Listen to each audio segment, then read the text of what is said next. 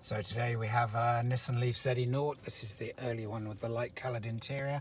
We've got the I-key system fault, which can come up after a flat 12-volt battery.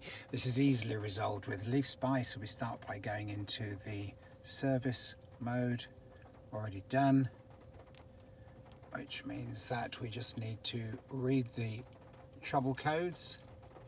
This will scroll down through and read them all.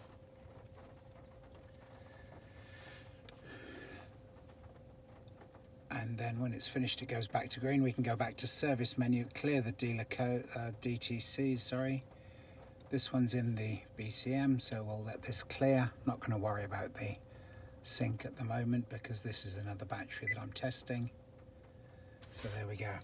We've cleared that. We've got this on the screen now, so I press the brake, press on start, and we've got the full Monty. Nice and easy. I'm going to clear the shift code because the flat 12-volt battery can bring up all sorts of spurious codes, but I'll clear that.